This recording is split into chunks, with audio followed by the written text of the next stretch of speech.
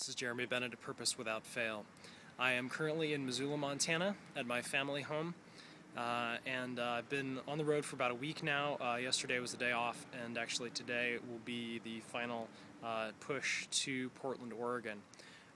One of the things I think for many of us, our family home is a place where we can just have a chance to kind of set aside whatever else is going on and just have a chance to to hang out and not feel like we have to do or be or say anything that we're not.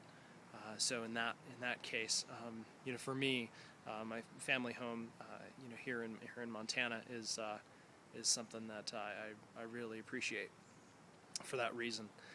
So before I get to sharing some reflections about the trip so far, I'd like to show you around. And also I wanted to bring your attention to this lovely basket of flowers. This is the most amazing that they've been, I think, ever so far. But come on. This is some more amazing flowers. We're walking into the backyard, and just some fruit trees, and look at these cone flowers, and you see some sunflowers back there, all sorts of greens and zucchini, peppers. It's very exciting. And you would normally see our dog Anna running around, but my dad took her out for some errands. And in fact, actually, that's what we're going to do right now. Is we're going to go in my dad's workshop that I recorded just a hair bit earlier, and check out what he's doing in his workshop. So I'd like to introduce you to my dad. This is Mike. And what he does is he builds banjos, and he's been teaching music. He's been doing both for about 30 years. So I just wanted to 40 years. 40 years.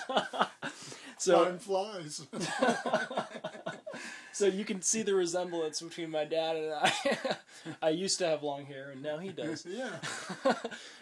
So I wanted to have a chance to show you the work that he does. So one of the things that's really cool to start off with is my dad builds banjos and mandolins, and so he's got a custom. Well, it's kind of a unique way of putting together a banjo in that the banjo head fits right on top of the wooden rim instead of having a metal insert, which is typically called a tone ring.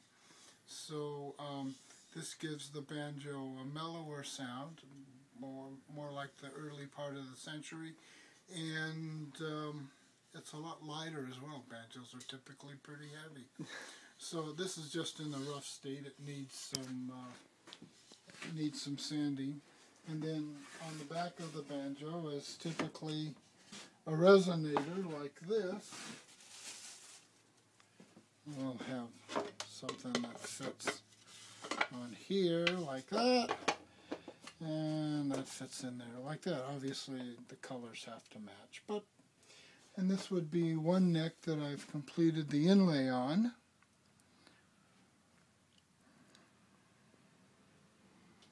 Yeah, that looks great, Dad. And I've started the finishing process on this one. And here's another one, no inlay yet, but this is a real spectacular piece of wood. So that's turning out nice. And this is walnut. That's the walnut one, right? And then this is the back part to another banjo. Again, start to put finish on the outside, still in the white, literally. On the inside. And then of course I make all the wooden parts. The metal parts I purchase, and there's 2 or 3 different suppliers around the country. Here's another back of resonator getting finish on it as well. Cool. Thanks, Dad. So long for now. I came out of the workshop, and look who I found. Hi, Jeremy. I'd like to introduce you to Evy O'Leary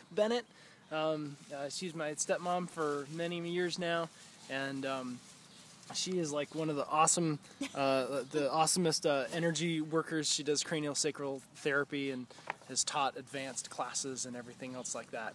She's way cool, and she's part of the inspiration and really just kind of how I started to learn about energy and how it works, and it was part of the process to lead me to the work that I'm doing now.